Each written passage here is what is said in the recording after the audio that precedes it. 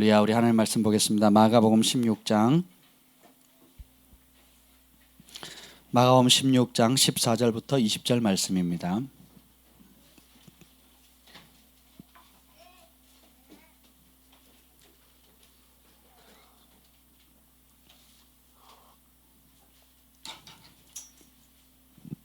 마가복음 16장 14절로 20절 우리 한 절씩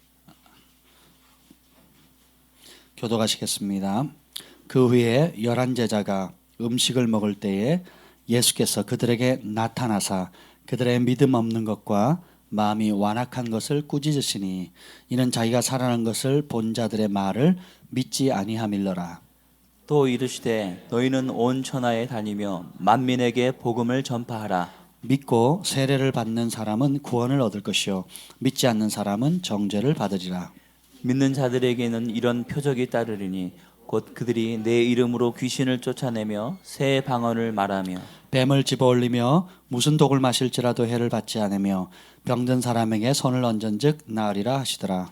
주 예수께서 말씀을 마치신 후에 하늘로 올려지사 하나님 우편에 앉으시니라. 다 같이요. 제자들이 나가 두루 전파할세 주께서 함께 역사하사 그 따르는 표적으로 말씀을 확실히 증언하시니라. 아멘. 성령님 이 시간에 환영합니다.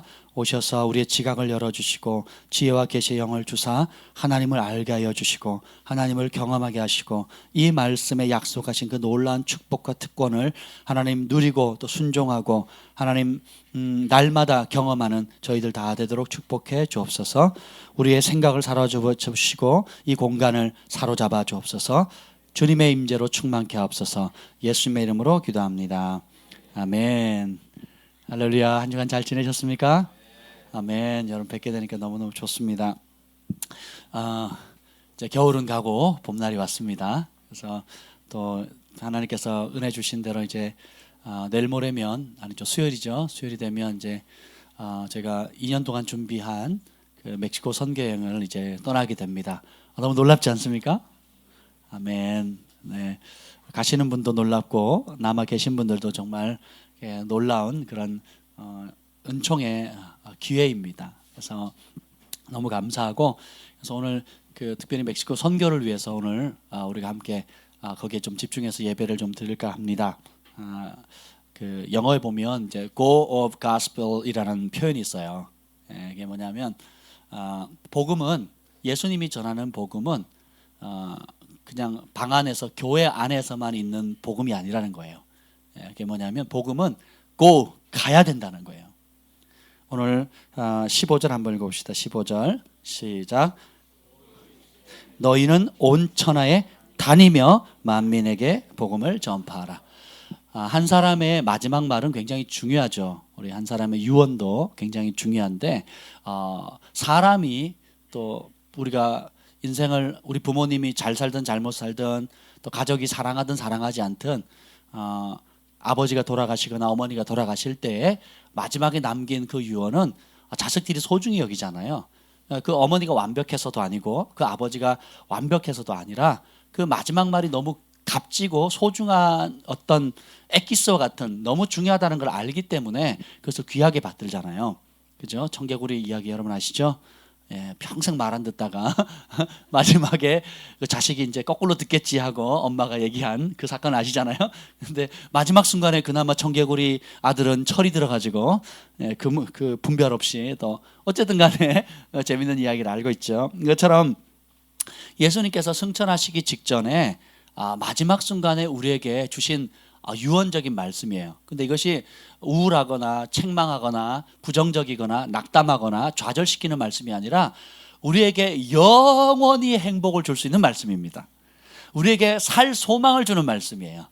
우리가 주님 앞에 섰을 때 착하고 충성되다라고 칭찬받을 수 있는 열쇠를 주신 겁니다.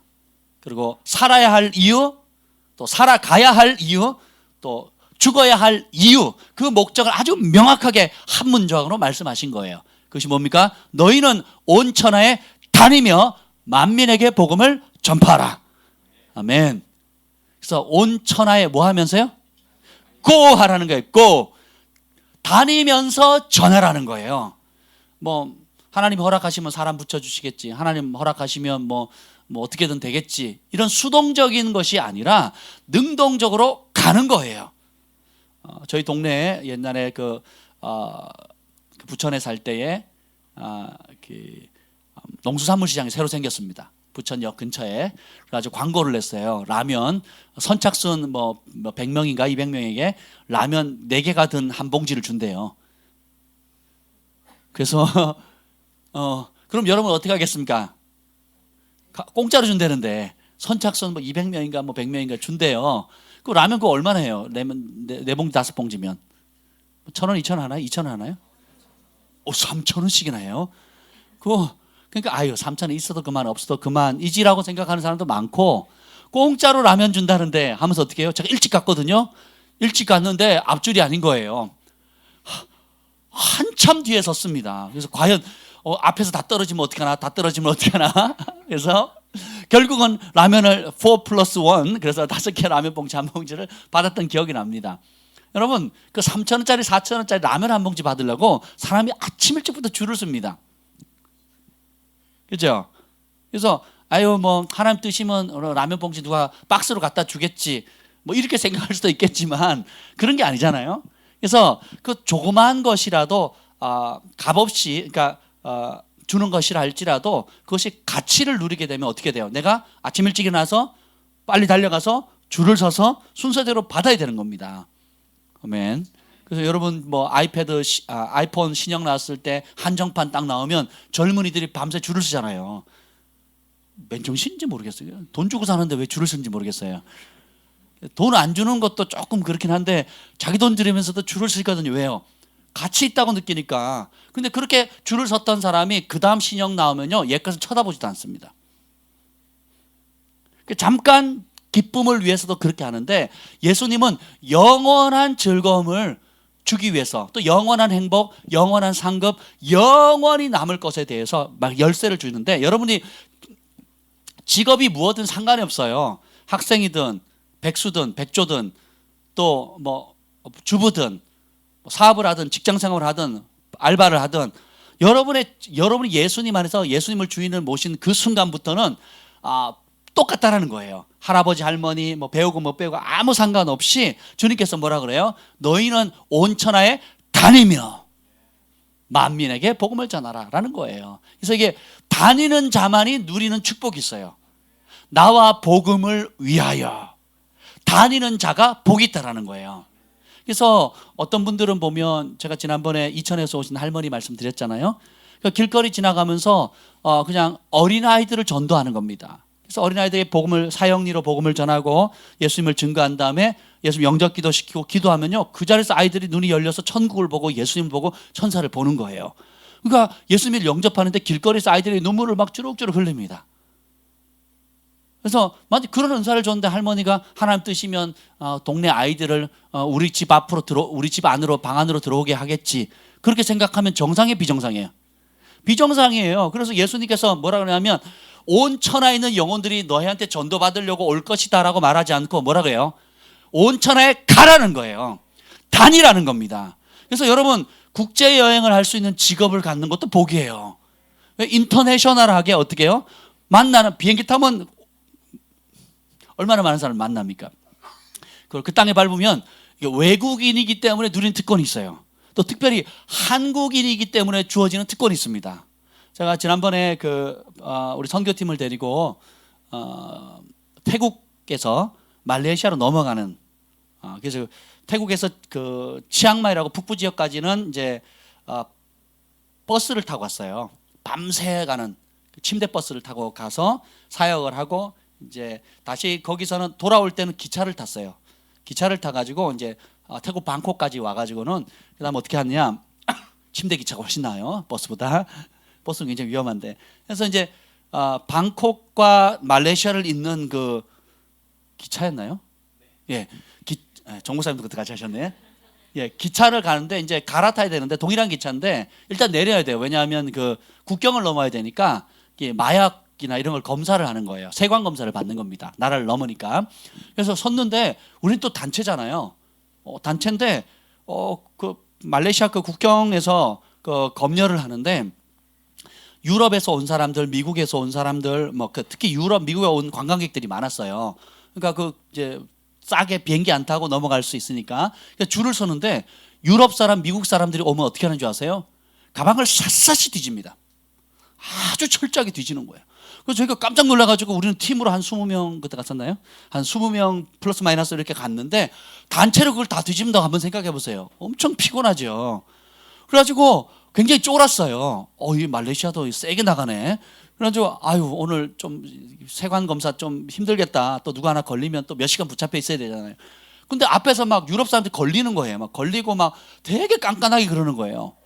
아주 막 팀 전체를 리드하는 입장에서 굉장히 불편한 겁니다. 막 기도했죠. 하나님 도와주세요. 이제 속으로 이제 기도하고 딱 줄을 섰는데 어디서 왔냐요? 그래서 한국에서 왔다고. 몇 명이 왔냐고. 20명이 왔다고. 그랬더니 가래요 그냥. 가래는 거예요. 한국의 위상이 그렇게 높아졌어요. 동남아에서 코리아 그러면 대박입니다. 대박. 문화만 그런 게 아니에요. 한류만 그런 게 아닙니다. 그리고 왜 그런가 했더니 한국은 마약 청정국이래요.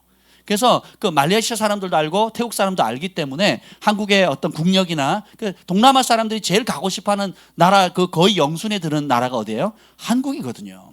되게 좋아합니다. 그리고 또 그래서 막 쉽게 통과했어요. 단체로 그냥 훅 통과해 버렸어요.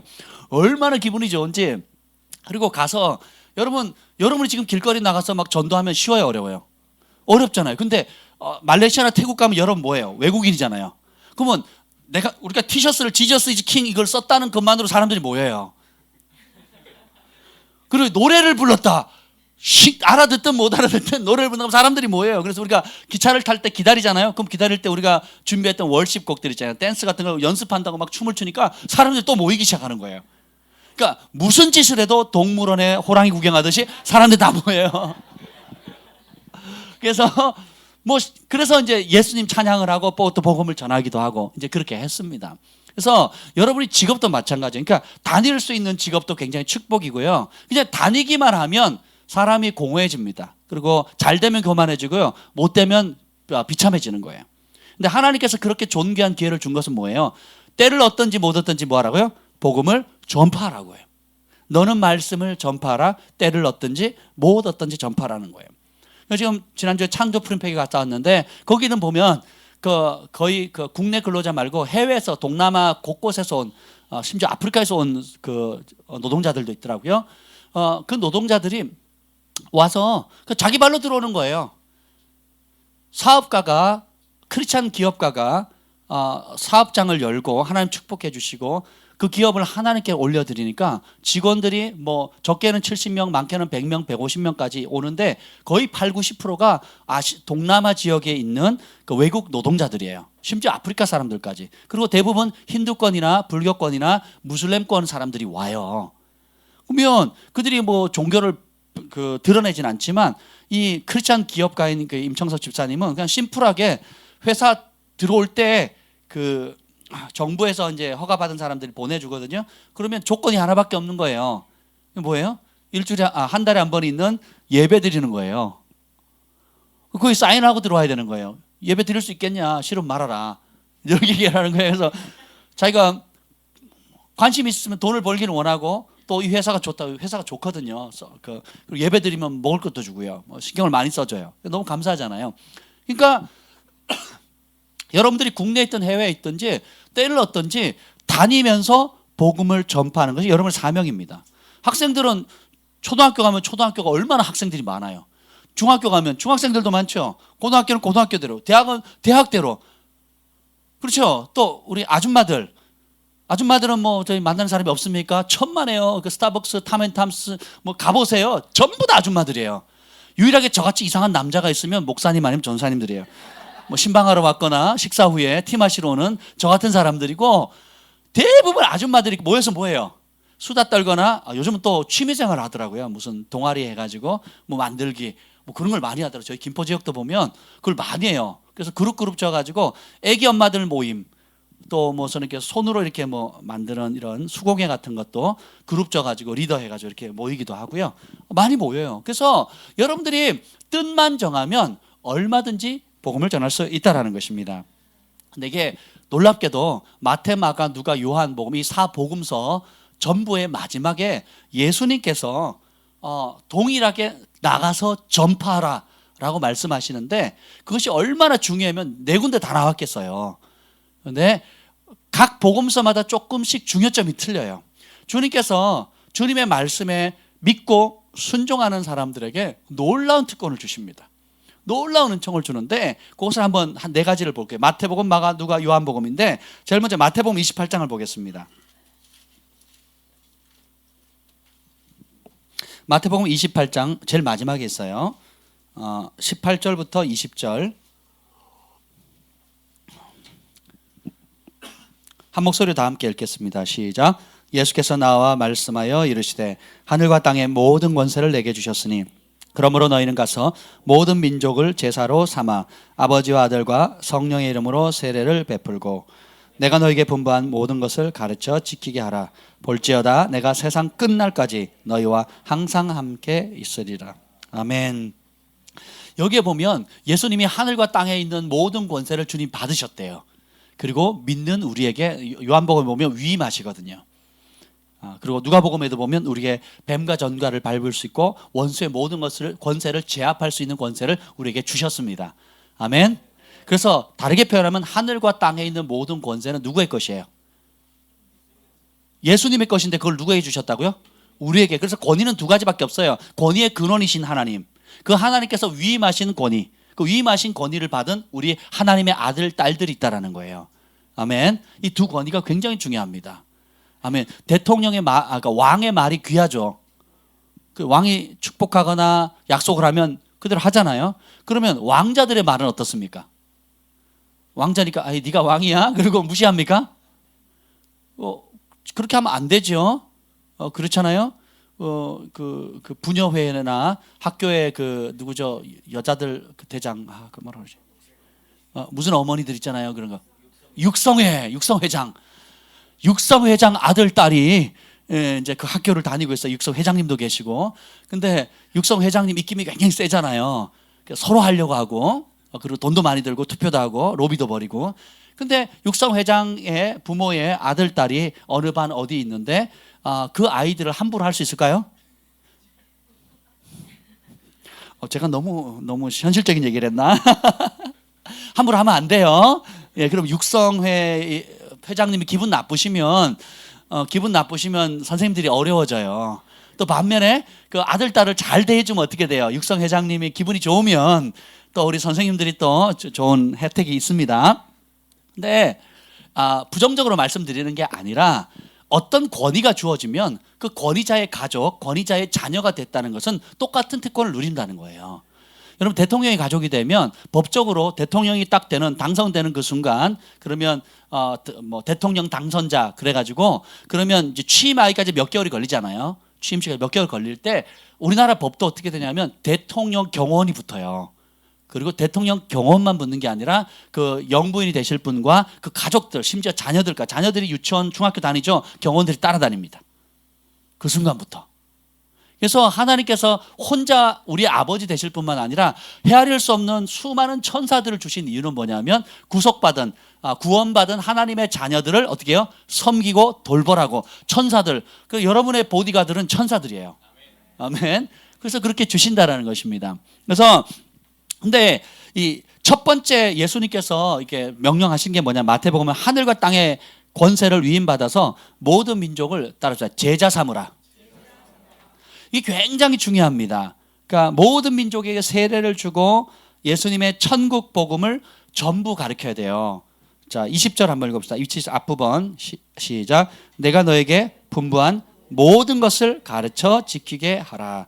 아멘. 자, 여기 보면 예수님께서 교회 출석하는 사람 만들라 그러지 않았어요. 교회 마당만 밟고 왔다 갔다 다니는 사람, 혹은 우리 부모님도 다녔고 우리 할아버지도 다녔고 시골에 가면 그게 많아요. 뭐 100년씩 한 가문이 뭐 3대, 4대, 5대를 다니는 그런 분도 있어요. 그러면 그분들이 갖는 텃세가 대단합니다. 그래서 그 교회는 주님의 교회가 아니라 자기 가문의 교회예요. 마치 여러분 시골에 가면 선산이라고 있잖아요. 선산. 자기 조상들이 대대로 물려받은 땅 있잖아요. 팔아요, 못 팔아요? 못 팔아요. 그 판다 그러면 난리가 납니다. 가문 전체가. 우리 선조가 줬고 우리 조상들이 거기에 대대로 무덤이 있고 묻혔던 곳이고 우리도 죽으면 거기에 묻혀야 될 조상님이 물려주신 소중한 것인데 뭐 이러면서 교회도 그런 개념으로 한국의 미신적인 전통적인 개념 안에서 교회를 그렇게 받아들이는 사람들이 꽤 의외로 많습니다. 특히 지방으로 갈수록. 예, 그래서 그 전통적으로 장로님들이 앞자리에 앉아야 되고 못 앉게 하면 교회가 발칵 뒤집어져요. 예, 예배 시간에 일어나게 했다고 목사님이 쫓겨났어요. 그래요. 장로교, 고신 측, 개혁 측 막. 그래서 그게 핑계가 빌미가 되는 거예요. 그래서 당회와 목사님과의 갈등이 있어서 제가 안 믿는 분위기인데 실화예요, 실화. 예. 제가 어떤 목사님 만났는데요. 성가대 없애는데 5년 걸렸대요. 5년. 그리고 장로님들 특별석 제거하는데 10년 걸렸대요. 교회에서. 그분 대단한 인내력이에요. 대단하지 않습니까? 그걸 다 맞춰주시는 거예요. 근데 그게 뭘 그렇게 대단한 거라고. 그죠? 근데 왜 그러냐? 예수님을 믿는, 예수님을 마음과 뜻과 힘과 정성과 목숨을 다해 사랑하는 예수님의 참 제자를 만든 게 아니라 교회에 소속되어 있는 멤버십 카드예요. 여러분 홈플러스 멤버십 카드가 있죠. 무슨 구속력이 있어요? 홈플러스에 안 오면 큰일 납니다. 그러면 여러분 이마트 가면 혼나죠. 아니잖아요. 아무 그냥 멤버로 있는 거예요. 회비 내고 멤버로 있는 거예요. 그렇죠? 그렇게 돼서는 안 된다는 겁니다. 그래서 여러분이 복음을 전할 때 사형리도 좋고 글 없는 그림책도 좋고 전도 폭발도 다 좋고 뭐 여러분 개인적 전도법도 좋은데 어떤 법에 사형리를 동의하는 사람을 만들어서는 안 된다는 거예요. 전도 폭발의 그 45분 복음 제시에 대해서 그냥 동의하는 차원의 그 사람을 동의했다고 제자가 됐습니까? 글 없는 그림책에 천국 지옥 뭐 예수님께서 받아들이게 해서 동의했다고 제자가 돼요? 아니면 글로벌 파이어 교회에 와가지고 괜찮네 하고 사인하고 해서 등록 내면 제자가 됩니까? 아니에요. 제자란 무엇입니까? 예수님이 하신 일을 그대로 하는 사람이에요. 예수님이 우리를 구원하기 위해서 핏값으로 자신의 부분을 드리기를 거부하고 어떻게 해요? 전부를 드려서 사신 거예요. 그 사랑을 깨달으면 우리도 어떻게 예수님을 어떻게 사랑해요? 부분을 드리기를 거절하고 전부를 드려 사랑하는 겁니다. 여러분 아내 되시는 분, 남편이 아내 그 한 사람은 자신만을 사랑하기를 원하시죠? 남편 되신 분, 왜 남편이다 그러세요? 남편 되시는 여러분, 아내가 남편이 나 한 사람만을 전부를 들여 사랑하기를 원해요? 아니면 부분적으로는 딴 남자 또 딴 사람을 사랑하기를 원해요? 말이 안 되잖아요. 부부 사이에도 그걸 용납 안 하고 심지어 뭐 아직 결혼도 안 하는 데이트하는 연인들 사이에서도 눈 딴 데로 돌리면 죽여버릴 거야. 막 이렇게 그렇게 쉽게 얘기하잖아요. 무슨 권리도 뭐 맹세한 것도 아닌데. 또 그러고 그렇게 말한 사람이 딴 남자 딴 여자한테 가는 사람도 많잖아요. 그렇죠? 그러니까 불완전한 그런 관계 속에서도 진정한 사랑을 원한다면 어떻게 해야 돼요? 부분을 들여서는 사랑이 안 된다는 거거든요. 근데 예수님께서 우리를 위해서 피 흘려 죽기까지 전부를 들여 사랑하신 그 사랑을 깨달으면 어떻게 부분을 들여 사랑할 수 있냐고요. 그리고 전부를 들여 사랑해야 된다 그러면 뭐라 그러는지 아세요? 사람들이 율법주의래요. 지나친 거래요. 그 광적인 거래요. 아니 여러분 몰라도 너무 모르는 거죠. 한번 생각을 해보세요. 남녀가 결혼하기 전에도 그렇게 서로만 바라보자고 서로 강요하는데 한번 생각을 해보세요. 그리고 결혼한 사람들도 좋을 때나 나쁠 때나 기쁠 때나 어떻게 해요? 서로만을 바라보도록 그렇게 요구하잖아요. 그게 안 됐을 경우 온갖 문제들이 많이 생기잖아요. 데이트할 때도 문제가 생기고 결혼해서도 문제고 그렇지 않습니까? 그래서 근데 주님께서는 우리에게 이렇게 그냥 마당만 밟는 멤버나 어떤 지나칠 어떤 그냥 교회에 잘 적응하는 교회 스타일에 맞는 사람들을 키우는 것이 아니라 예수님이 하신 말씀을 그대로 따르는 사람이에요. 제자를 한번 봅시다. 20절 한번 봅시다. 20절 시작. 내가 너에게 분부한 모든 것을 가르쳐 지키게 하라. 아멘. 제자라는 뭐냐면 예수님이 가르치신 모든 것을 가르침을 받아서 지켜서 행동하는 사람이에요. 아멘. 세례를 줬으니까 제자가 된 게 아니에요.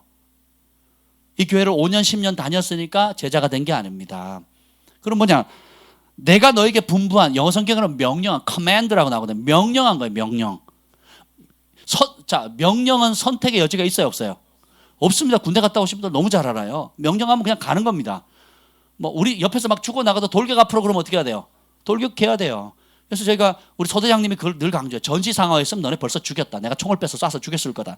자주 종종 그러셨거든요. 육사 출신의 우리 소대장님이.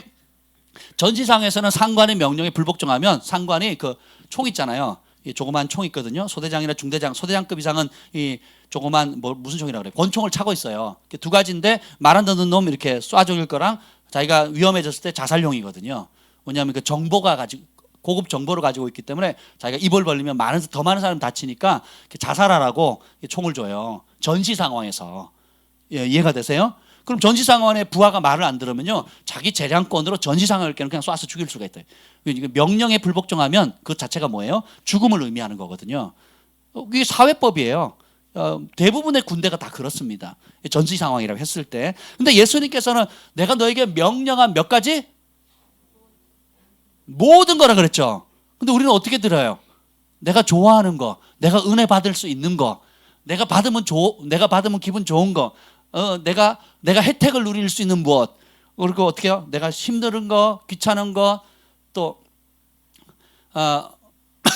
저는 이런 얘기를 종종 듣습니다. 예수 믿는 게 힘들다고, 힘들어서 못 하겠다고. 그러면 안 믿으면 안 힘든가요? 저는 그런 생각이 들어요. 특히 이제 리더들 가운데도 그런 사람들이 있어요. 힘들다고. 저는 생각을 좀 바꾸면 좋을 것 같아요.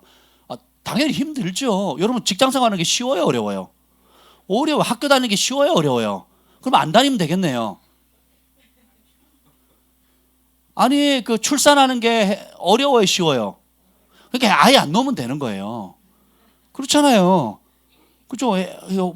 다이어트, 몸 관리하고 다이어트 하는 게 쉬워요, 어려워요? 음식 조절하는 게 쉬워요, 어려워요? 어렵잖아요. 그럼 안 하시면 돼요. 그렇잖아요. 그럼에도 불구하고 누가 두 손 들고 말려도 하잖아요. 왜요? 같이 있으니까 장래에 투자를 하는 거잖아요. 좋은 학교를 나와야 좋은 기회 문들이 열리고, 그리고 자기 몸을 향해서 건강을 관리해야 내가 병원에서 병원 신세 안 지고 수술 안 받고 건강에 남은 여생 건강하게 살 수 있잖아요. 그러니까 양치질을 하는 게 어릴 때 양치질하는 게 너무 곤욕이잖아요. 우리 막 사랑이 그리고 주한이 경환이 막 자는 애를 막 이렇게 새벽 1-2시에 이불 넣어가지고 하면 막 우는데요. 전에 사랑이가 한번 1시간 울었어요.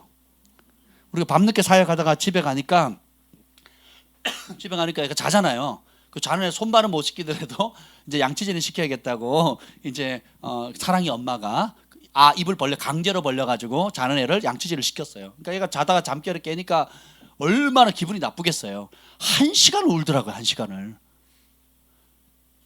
그러면 사랑이가 기분이 좋겠어요, 나쁘겠어요? 그리고 그걸 보는 엄마는 기분이 좋겠어요, 나쁘겠어요? 그러니까 안 하면 되는 거죠. 그래서 며칠 안 했더니 그냥 이빨이 썩어가지고 병원에 가서 뽑고 난리를 쳤거든요. 그래서 그때 그 사건 이후로 이제는 그냥 집에 가면 어떻게 해요? 그러면 고분고분 벌립니다. 왜요? 치과 한번 다녀보셨죠? 여러분 지옥이 궁금하시면 치과에 가시면 됩니다.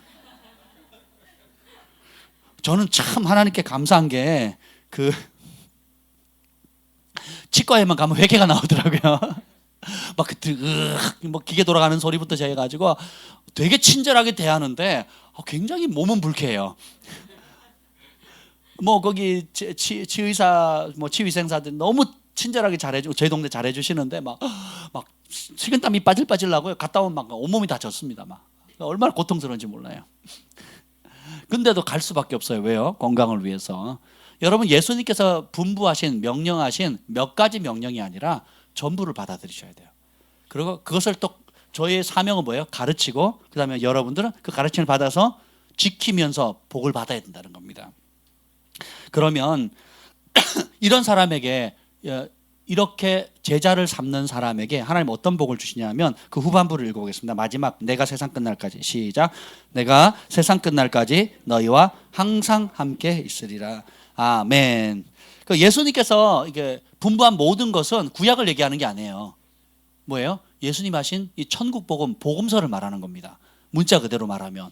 그래서 이 복음서를 여러분들이 딸딸딸 하셔야 돼요. 정말 가까이 하셔야 됩니다.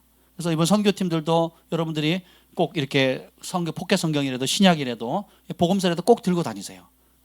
뭐 따로 이제 신구약 단화 있는 건 당연히 가져가셔야 되지만 그래서 짬짬이 기다리는 시간이나 뭐 대기하는 시간이나 비행기를 갈아타는 시간이나 이걸 가지고 있으면 그때 이렇게 보시면 굉장히 좋습니다. 그래서 이 복음서 전체를 가르쳐서 지키게 하면 어떤 복이 오느냐? 세상 끝날까지 주님이 함께 하신대요. 아멘. 별로 감동이 안 오시죠? 주님이 함께 하신대요. 예, 그래도 감동이 없는 것 같아요. 그럼 이 주님이 함께 하신다는 말이 뭐냐면 너 외롭지? 내가 곁에 있어 줄게. 이런 뜻이 아니에요. 너 힘들지? 걱정 마. 내가 힘이 되어 줄게. 이런 뜻이 아니에요. 네 마음, 누구 때문에 마음이 많이 상했지? 내가 위로해 줄게. 이런 차원에 함께 한다는 뜻이 아니라는 겁니다. 물론 그런 것도 다 포함을 하는데 성경의 신약과 구약을 통틀어서 내가 너와 함께 하겠다라고 약속을 받은 모든 사람들은 기적을 행하는 사람들이에요. 세상을 바꾸고 도시를 변화시키고 나라를 구하고 어마어마한 사람의 힘으로 할 수 없는 초자연적인 축복의 통로가 됐다는 거예요. 아멘. 나라는 인간은 아무것도 아니에요. 농부의 아들로 태어나서 광부의 아들로 태어났어요. 박철수라는 인간은 정말 시골에서 앞을 봐도 산, 뒤를 봐도 산, 옆을 봐도 산, 하늘을 봐도 한참을 올려봐도 산이고 90도로 올려야 하늘이 보이는 그런 정말 산골짜기에서 온 소년이에요. 꿈도 없었고 비전도 없었어요. 그런데 이 예수님의 복음을 받아들이니까 어떻게 해요? 내가 세상 끝날까지 너와 항상 함께하리라. 이 약속을 받은 겁니다. 그랬더니 어떻게 돼요? 박철수라는 인간이 할 수 있는 범위에서 벗어나서 어떻게 해요? 하나님이 할 수 있는 그 일에 내가 함께하는 특권을 누리는 겁니다. 여러분, 재혁이라는 이름은 아무것도 아니지만 재혁이가 누구랑 함께하느냐에 따라서 전혀 다른 결과가 초래하는 겁니다. 그래서 여러분이 개인의 삶 가운데 여러분은 본능적으로 뭐냐면 내가 못하는 걸 더 크게 봐요. 내가 못하는 걸 더 크게 본다고요. 내가 잘하는 걸 크게 보는 게 아니라 내가 못하는 것을 크게 보게 돼 있어요. 사람도 보세요. 그 사람이 잘하는 걸 크게 보는 게 아니라 그 사람을 못하는 걸 크게 보거든요. 학교에 가도 어떻게 해요? 수학을 70점 맞았다. 그럼 어떻게 해요? 100점 맞도록 더 올리라 그러죠. 90점 맞아도 어떻게 해요? 100점을 맞으라 그러죠. 계속 그 100점을 향해서 내가 70%나 잘해서 그 다음에 80점 맞아서 10% 올라간 거에 대해서는 칭찬이 인색합니다. 그죠? 근데 90점에서 70점으로 떨어지면 굉장히 심각한 거예요. 너 뭐 문제 있냐? 이렇게 바라보는 겁니다. 사람도 다 그렇게 봐요. 그러니까 세상의 영은 잘하는 것보다 못하는 것을 크게 보게 만들어요. 그래서 그 사고방식에 우리가 다 쩌들어서 있습니다. 전부 다 쩌들어 있어요. 그러니까 어떻게 해요? 자식들을 볼 때도 잘하는 걸 보는 게 아니라 못해요. 못하는 걸 보고 잠재력을 보는 것이 아니라 현실의 문제만 크게 보는 거거든요. 그게 뭐예요? 하나님이 없을 때의 관점이에요. 근데 하나님이 함께 한다는 걸 여러분 믿으십니까? 옆에 분에게 했어요. 하나님 당신과 함께 하십니다. 그러면 그 레벨 자체가 틀려지는 거예요. 마치 이거와 똑같습니다. 여러분 태평양을 건너가야 되는데 헤엄쳐 건너간다고 생각해 보세요. 혼자서. 그런데 갑자기 지나가던 거대한 유람선이 지나가면서 건져줄까 그래요. 싫어요. 그럼 어떻게 돼요? 나 혼자 할 수 있어요. 그럼 어떻게 돼요? 가다가 이제 상어밥 되는 거죠. 고래밥 되는 거예요. 그래서 고래밥 인기잖아요. 생각을 해보세요. 혼자 간다고 하면 못 건너가는데 그냥 배 타기만 하면 내가 노력할 필요 있어요, 없어요? 그냥 그 배가 주는 혜택을 받는 거잖아요. 대신에 시간이 좀 많이 걸려요. 그래서 그 다음에 어떻게 해요? 비행기를 탄다면 시간을 확 당기겠죠. 생각을 해보세요. 그러면 하나님과 함께 한다면 배도 아니고 비행기도 아니고 온 우주 만물을 창조하신 그 하나님께서 내가 세상 끝날까지 가끔 함께 한다는 것도 아니고 네가 잘할 때만 함께 한다는 것도 아니고 네가 특별히 이뻐 보일 때만 함께 한다는 게 아니라 뭐예요? 항상 함께 하겠대요. 24시간 종일 종이야. 자든지 깨든지 호흡처럼 함께 하시겠대요. 세상에 이런 하나님이 어디 있습니까? 믿는 자에게 복음을 전하는 자에게 이렇게 함께 해 주시겠다는 거예요. 그러면 함께하면 뭐예요? 그냥 옆에만 있고 위로만 주는 게 아니에요. 하나님의 능력이 흘러가는 거예요. 그래서 예수님 요한복음 14장에 약속하죠. 나를 믿는 자는, 여러분 예수 믿어요? 의심해요? 믿죠? 믿는 자는 내가 하는 일 할 것이고 나보다 더 큰 일을 한다는 거예요. 왜요? 주께서 나와 함께 하시니까. 전에 못하던 것, 꿈도 못 꿨던 꿈을 꾸게 돼요. 전에는 시도조차도 생각지 못했던 거를 과감하게 시도하는 거예요. 왜요? 나는 더 이상 혼자가 아니기 때문에 그렇습니다. 아멘. 그래서 구약의 겁장이 기드온은 나라를 구원하는 사사가 되고요. 살인자 모세는 애굽의 노예, 얼마나 무서웠으면 자기가 살인 저질러 놓고는 어떻게 툭 쳤는데 죽어버렸어요. 살기 얼마나 등등했겠습니까? 그래서 그 자리에 있으면 죽겠다 치면 애굽을 도망간 사람이 어떻게 해요? 다시 애굽으로 가서 저는 자기 한 목숨 살고자 가족들 모두 버리고 도망한 도망자 신세였는데 하나님 이제는 함께 하시니까 어떻게 됩니까? 내가 너와 함께 하겠다 그랬거든요. 하나님 모세에게 주신 말씀 하나밖에 없어요. 내가 너와 함께 하겠다. 끝. 그때는 어떻게 해요? 가라. 자기의 가장 아킬레스건과 같고 과거의 아픔이고 슬픔이고 그리고 수치의 자리에 그리고 가장 연약함을 보이는 그 자리에 어떻게 이제는 다시 돌아가기도 싫고 보기도 싫고 그쪽을 향해서 오줌도 싸기 싫은 그런 남자들이 표현하는 거예요. 그런 곳인데 어떻게 해요? 가잖아요. 왜요? 하나님이 함께 하니까. 그래서 자기만 이제 나온 게 아니라 모든 눌리고 억압받고 비전 없이 고통 가운데 신음하고 있는 이스라엘 백성들을 구원하는 어마어마한 구원자가 되는 거잖아요.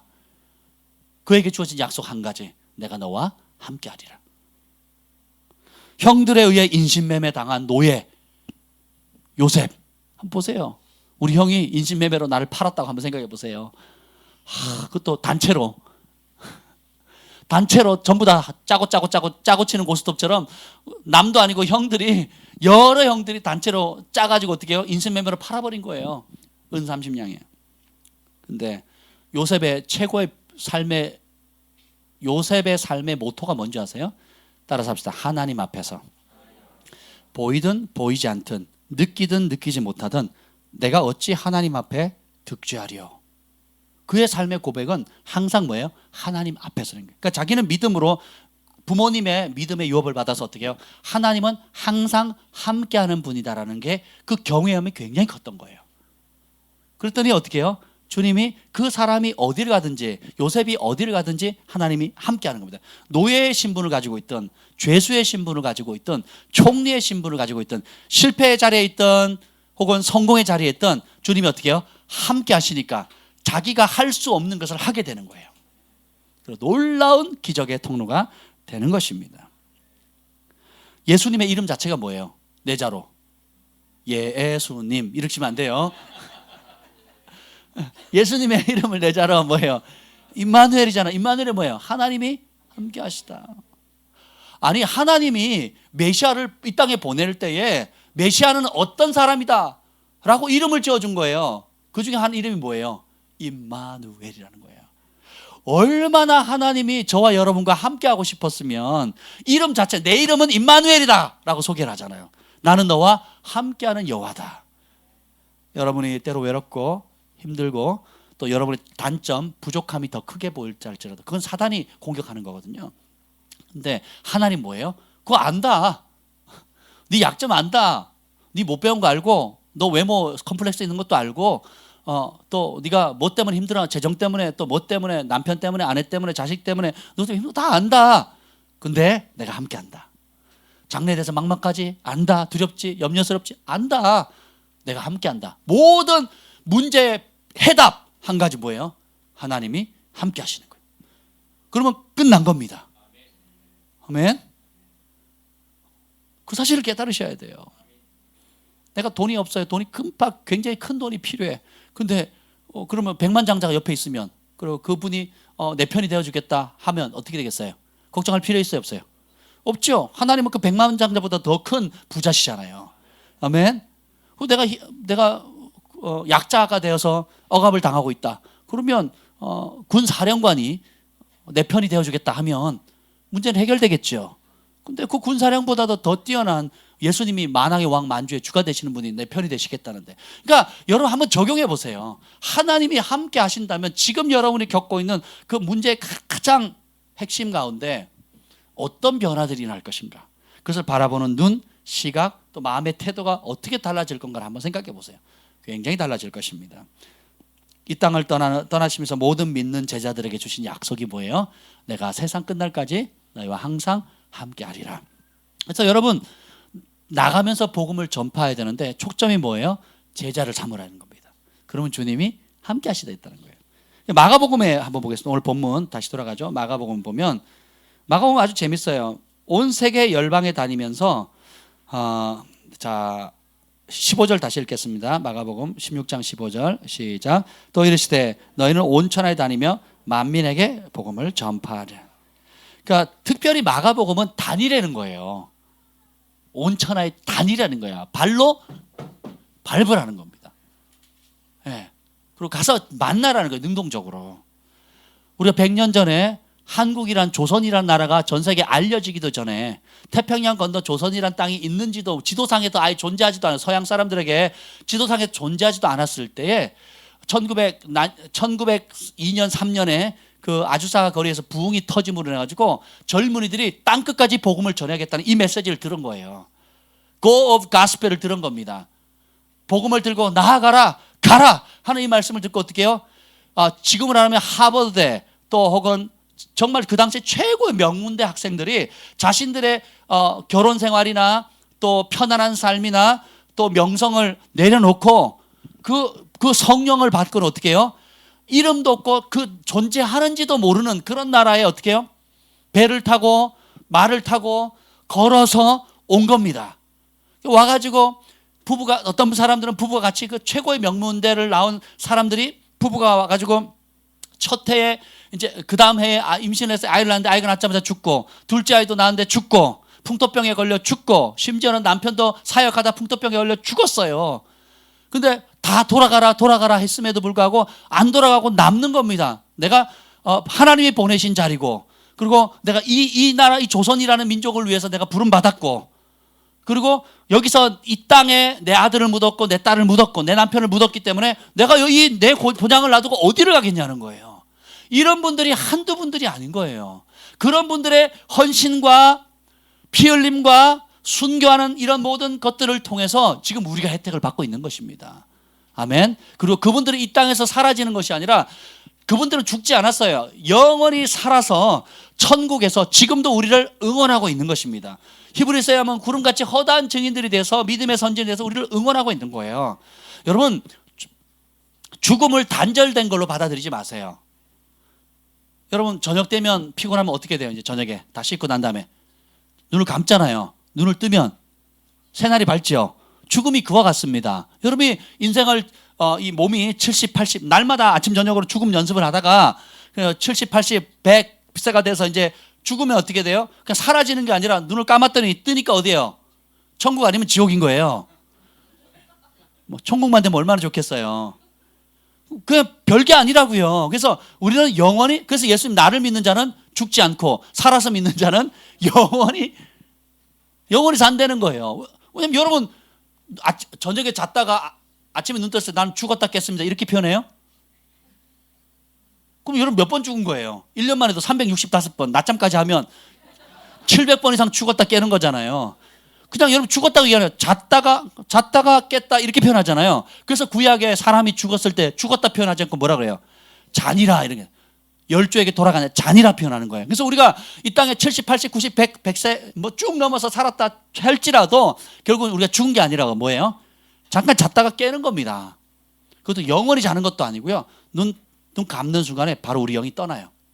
본래 자리, 본향으로. 그래서 죽은 사람을 표현하기를 뭐라 해요? 돌아가셨습니다. 그러는 거예요. 어디로? 고향으로, 본향으로. 하나님께서 세례 요한을 보냈다 그러셨거든요. 하나님께서 예레미야를 보냈다 그러시거든요. 창세 이래로 결정하기 이게 신비예요. 하나님 예수님을 어떻게 해요? 보냈다는 이 땅에서 만들었다가 아니라 하늘에서 이미 존재했는데 하나님께서 어머니의 모태를 빌려서 이 땅에 우리를 파송하신 거예요. 여러분 한 사람은 이곳에 있는 모든 사람은 우연히 만난 것도 아니고 우연히 이 시대에 이곳에 이 나라에 태어난 게 아니라 하나님께서 정밀하게 계획하시고 뜻하신 바가 있어서 한 사람 한 사람 맞춤형으로 보내신 거예요. 그리고 누구와 함께 일하고 누구와 함께 섬길 것인지 어떻게 함께 이 일을 이룰 것인지 그래서 여러분들은 그래서 소중한 존재입니다. 사단은 내가 다른 기준을 자꾸 갖다 대게 해요. 외모의 기준 그리고 학력의 기준 또 뭐 연봉 월급의 기준 또 뭐 기타 뭐 여러 가지 그 기준들이 있잖아요. 그런 기준으로 하나님이 나와 함께 하시다는 그 놀라운 것을 못 보게 하고 어떻게 해요? 선악과처럼 에덴 동산에 먹을 것이 무지 많은데 그 한 그릇 건드리지 말라고 하는 이게 너무 크게 만들어 보이는 거죠. 거기에 속지 말자는 거예요. 옆에 분에게 얘기합시다. 속지 맙시다. 아멘. 속으시면 안 돼요. 근데 이 마가복음 16장에 열방에 다니면서 복음을 전하면 이 사람들에게는 표적이 따른대요. 한번 읽어봅시다. 17절 읽었습니다. 17절 시작. 믿는 자들에게는 이런 표적이 따르니. 아멘. 여러분 예수 믿어요 안 믿어요? 그러면 진짜 믿으면 표적이 따른대요. 이 표적이 뭐냐? 굉장합니다. 이것만 해도 밤을 새겠는데 내 이름으로 귀신을 내어쫓는데요. 그 말은 뭐야? 우리의 삶 이면에, 그러니까 여러분들은 실제 싸움은 사람과의 싸움이 아니라는 거예요. 그 이면의 역사는 어둠의 영에 관한 거예요.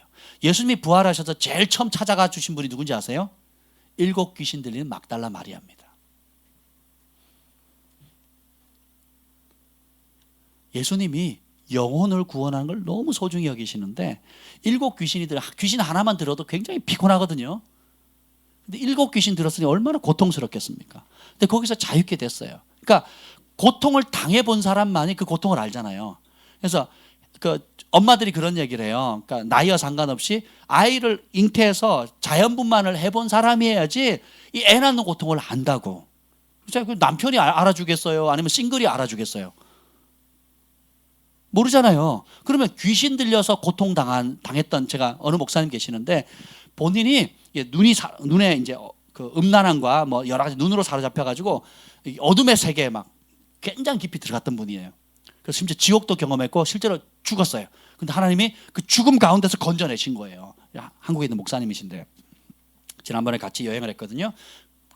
그 지옥의 세계 그리고 어둠의 세계 그리고 귀신 들린다는 거, 귀신에 사로잡힌다는 게 얼마나 처참한지는 자기 삶을 통해서 뼈저리게 그 고통을 느꼈다는 거예요.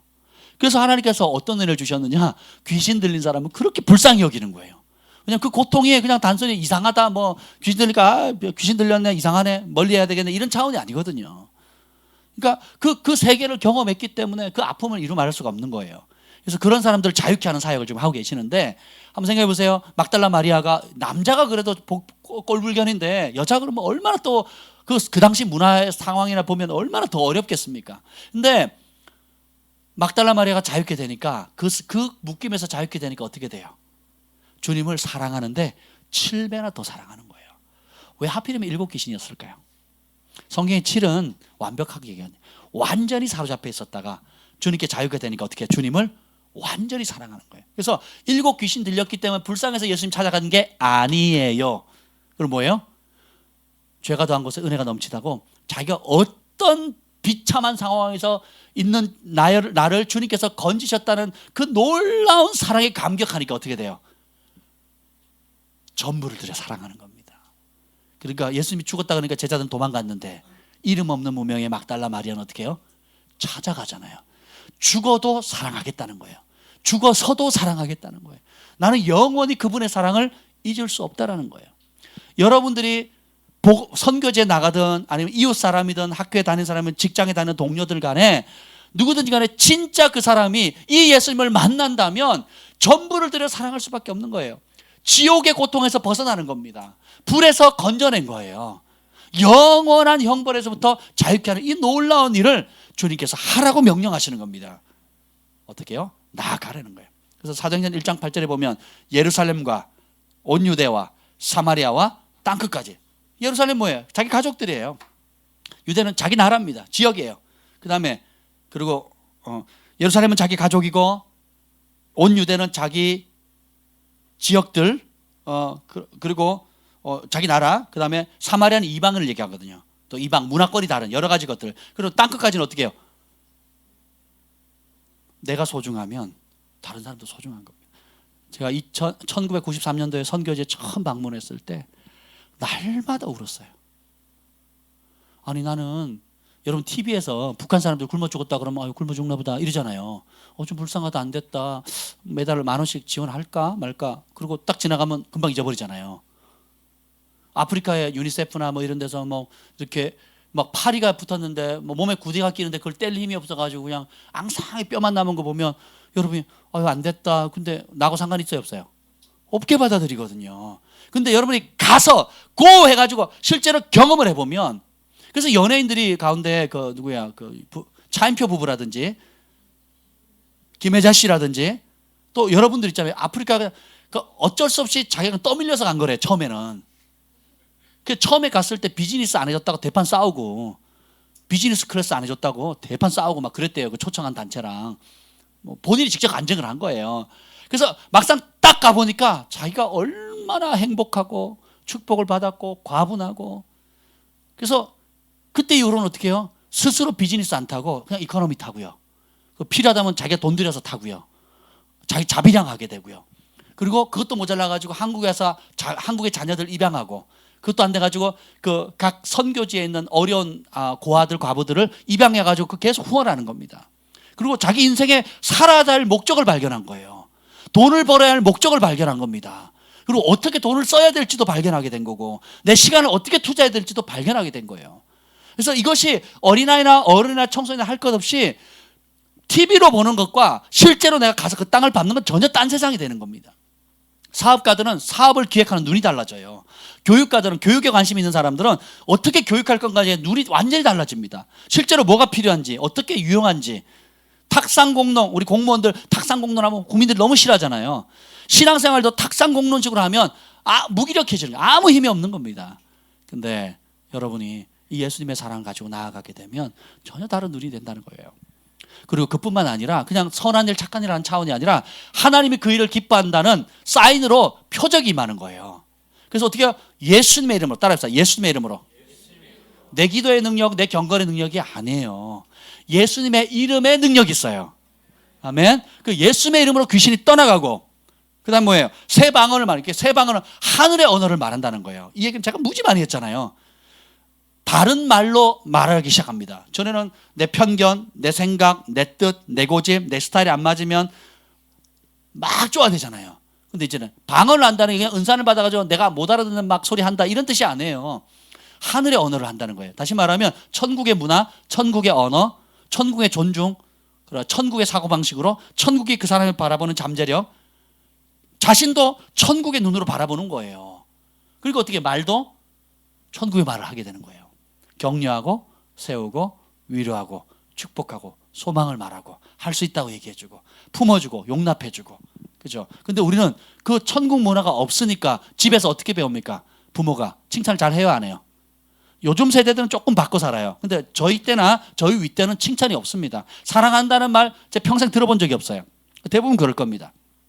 그리고 어떻게 해요? 맨날 혼내시면서 하는 말이 뭐예요? 내가 버릇 안 고쳐지면 어디 누가 딴 데 가서 버릇 없다고. 그래서 그 핑계를 어떻게 해요? 계속. 그래서 이름도 어떻게 해요? 개똥이, 소똥이, 말자, 숙자, 자자 돌림으로 쫙 하잖아요. 그 시대마다. 그 이름을 하도 많이 죽으니까 이름을 흉하게 지어야 저주스럽게 지어야 그 들판의 잡초처럼 모질게 자랄 수 있다고 생존할 수 있다고. 그 이상한 복음이 없으니까 어떻게 돼요? 자식을 축복의 자녀가 태어났는데 저주의 이름을 짓잖아요. 저주의 이름을 짓잖아요. 말자가 뭐예요? 이제는 딸딸딸딸 하다가 이제는 더 이상 끝내고 이제 아들 좀 낳았으면 좋겠다 하는 말이거든요. 그 말은 뭐냐면 딸은 인간의 가치가 없다라는 거예요. 그러니까 평생 딸로 태어난 것이 한이 되는 겁니다. 그렇게 사랑받고 자라도 지금 시원치 않을 판인데 어떻게 해요? 이름을 부모가 그렇게 지어버리는 거예요. 우리 반에 어디 가도 말자가 있었거든요. 제 옆자기 이름이 말자였어요. 말자. 초등학교 때 5학년 때 옆자기 이름이 말자였는데 딸딸딸딸 하니까 왜 여자는 집안에 가치가 없다니까 가문을 못 일으킨다 이런 어떤 기부예요. 세상의 영이거든요. 근데 이것이 곳곳에 뼈저리게 우리에게 묻혀 있어요. 인식하든 인식하지 못하든 묻혀 있거든요. 그래서 그걸 어떻게 해요? 깨야 되는 겁니다. 그래서 어떻게 해요? 다른 말 하거든요. 다르게 보거든요. 생명의 말, 천국과 일치된 말을 하게 되는 겁니다. 그리고 뱀을 짚는 원대는 천국의 샬롬이면 뱀 보면 그러잖아요. 그냥 뱀 해도 막 벌써 상상하고 그려지고 막 그게 싫은 사람들도 있죠. 그렇잖아요. 제가 아산에 살 때 저희 집 1층에 제가 2층에 살았는데 1층에 뱀이 들어와 있더라고요. 그래서 아니 동네 사람들이 뱀이 가끔 들어온대 추우면 1층에 진짜 들어와 있더라고. 아침에 나가는데 그래서 안 되겠다 싶어가지고 전에는 시골이니까 뱀이 많잖아요. 그냥 제가 살려줬는데 그날로부터 보는 족족 죽였어요. 머리를 박살 내가지고. 왜냐하면 제가 우리 김 목사님한테 1층에 뱀이 있더라고. 그랬더니 와! 그러더니 막 그날로부터 막 뭐 집 나갔다 오면 뭐 그 침대 밑 뒤지고요. 애들 책상 뒤 뒤지고요. 막 뱀이 지금 여기 뭐 기둥을 타고 있지 않나 막 확인하고요. 내가 웃으면서 여보, 뱀은 그렇게 못해. 우리나라 뱀은 그렇게 못하고 창문 타고 못 올라오니까 걱정하지 말라고 해도 안 돼요. 그 집을 떠나올 때까지. 샬롬이 아닌 거예요. 그래서 제가 안 되겠다 싶어가지고 뱀을 보는 족족 이제 제가 잡아서 버렸거든요. 옛날에는 팔았는데 요즘은 팔 시간이 없어가지고. 여러분의 부르심은 땅꾼이에요, 땅꾼. 여러분의 부르심은 땅꾼의 뱀 잡는 전문가가 돼야 되는 겁니다. 근데 예수님이 내 안에 들어오니까 모든 두려움의 상황, 위험의 상황에 예수님의 이름을 부르니까 평강이 딱 임하는 거예요. 군대에서도 많은 죽음의 기회들이 있어서 서로 하기 싫어하는 일들이 있거든요. 제가 뭐 하겠다고 손들었습니다. 뭐 쇄골이 부러지고 다리가 부러지고 막 다치고 막 심지어 죽기까지도 하는데 제가 어떻게 이제 수색돼 있다 보니까 그런 어려운 일들이 있어서 서로 안 하려고 그러죠. 그럼 저는 평강이 오는 거예요. 그럼 제가 하겠다고. 심지어 돼지 잡는 것도 안 하려고 그래요. 그 돼지 잡을 사람 그랬더니 안 잡겠대요. 왜요? 부정 탄다고.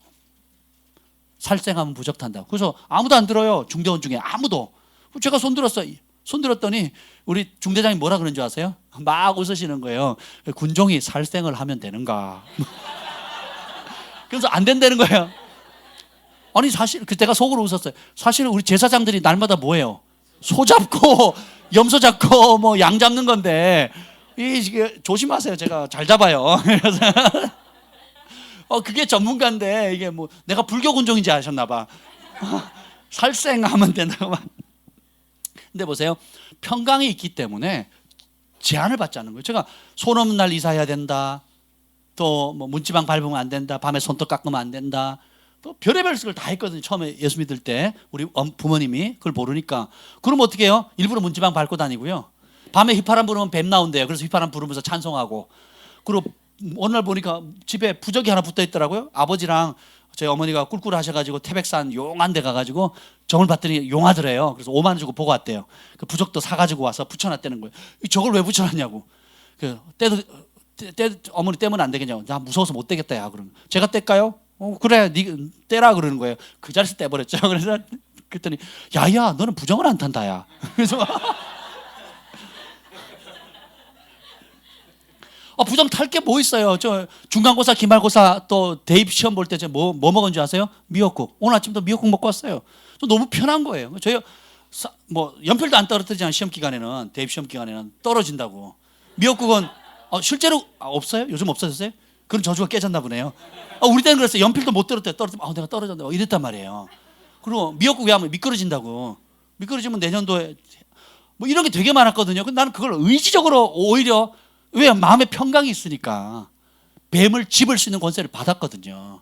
그러니까 원수의 어떤 저주, 발람이 저주하려고 했을 때 이스라엘을 해야 할 저주나 복술이 있다 없다?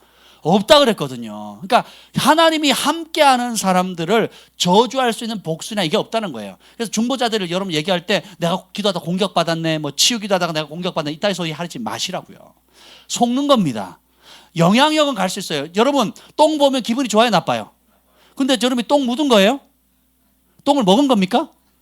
기분 나쁜 거지요. 근데 기분 나쁜 걸 공격받았다고 여러분 얘기할 거예요? 많은 사람들이 영적으로 열려있거나 듣는 사람들이 그런 생각에 잡혀있는 더러운 걸 봤거든요. 그리고 영을 보면요. 영 안에 막 뭐 머리 2개 달려있는 사람, 막 눈이 막 몇 개 있는 사람, 또 막 존재하지 않는 막 이상한 그런 것들을 보거든요. 그러니까 어떻게 해요? 뭐 뱀 얘기만 해도 막 여기 소스라칠 사람이 여럿 있는데 그걸 보니까 막 얼마나 자지러지겠어요. 그러니까 자기가 데미지를 입는 거예요. 공격을 받았다고. 공격을 받은 게 아니에요, 여러분. 여러분이 두려움을 선택한 거죠. 두려움을 선택한 겁니다. 근데 하나님은 어떻게 해요? 어떤 상황에서도 뱀을 집을 수 있는 거예요. 샬롬을 주는 겁니다. 주님이 나와 함께 하시니까. 아멘. 그래서 여러분의 존재 자체가 가는 곳 자체가 사실 여러분 존재 자체가 하늘 문이 되는 거예요. 하나님이 함께하는 사람. 하나님의 영광을 운반하는 사람이라는 것을 기억하시길 바랍니다. 아멘. 제가 설교 준비한 아이패드가 배터리가 다 돼가지고 꺼져버렸어요. 너무 좋아하시는데 끝내라는 말씀이죠. 아멘. 뭐 가끔 설교 짧게 하는 것도 필요하겠죠. 예, 강연이 없으면 전 더 길어지는 거 여러분 아실 거예요. 무슨 독을 마실지라도 해를 받지 않고 병든 사람에게 손을 얹는 즉 나으리라 하는데,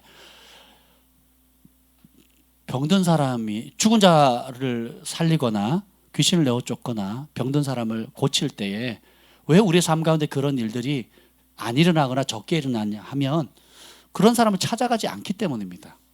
그리고 나는 그렇게 해도 안 돼라는 생각에서 이미 지고 있기 때문에 그래요. 근데 여러분이 주님의 말씀에 순종해서 나아가서 복음을 전하면 주님이 함께 하십니다. 제가 지식의 말씀에 은사가 있는지 없는지 몰랐어요. 내가 예언을 할 수 있는지 없는지 몰랐다고요. 근데 제가 유일하게 갖고 있었던 열정은 뭐냐면 전도하고 싶었어요. 영혼들을, 지옥에 가는 영혼들을 천국으로 인도하고 싶었습니다. 그래서 하나님께 구했어요. 지식의 말씀 연사를 주세요. 예언할 수 있는 능력을 주세요. 라고 구했어요. 그랬더니 어떤 현상이 생기냐 하면, 제가 전도 교육을 못 받으니까 그냥 가는데, 하나님 무슨 말을 할까요? 성령님 말씀해 주세요. 그러면 하나님 그냥 말씀 하나 주세요. 뭐 예를 들면 엄마와의 갈등의 문제에 대해서 얘기를 해줘요. 그래서 엄마 갈등, 너 이런 갈등 있지 않냐? 그럼 있대요. 그 원인은 이건데, 제가 원인을 얘기하고 있어요. 그게 그냥 알아지니까 원인은 이건데 그런 문제는 이렇게 해결하면 돼. 어떻게 하나님이에요? 하나님이 너와 함께 하셔. 네가 믿든 믿지 않든 주님이 늘 지켜보고 계시거든. 이걸 알려준 것은 너를 이처럼 사랑한다는 걸 알려주시는 거야. 예수님이 이렇게 너를 사랑하셔. 이렇게 너의 소소한 문제까지도 관심을 갖고 계셔. 하고 전도를 하고 있는 거예요. 놀랍지 않습니까? 그리고 예수전단에서 DTS를 하와이 코나에서 받고 3개월 동안 되게 저는 그 70명 학생 중에 영어를 제일 못했기 때문에 하여튼 혹덩어리였어요. 혹덩어리. 언어가 안 되니까. 뭐 여러분 안 믿는 분위기지만 제가 그랬었어요. 한때는 너무 못해가지고 하여튼 뭐 강의하면 다른 사람이 강의를 노트를 받아가지고 서머리를 저한테 줬어요. 그럼 그 서머리를 받는 사람이 한 10명 됐거든. 10명 정도 됐는데 마지막까지 받은 사람이 저였어요. 안 들리니까. 물론 들리는데 뭔 말인지 모르니까. 그러다가 선교제 딱 갔는데 완전 역전됐잖아요.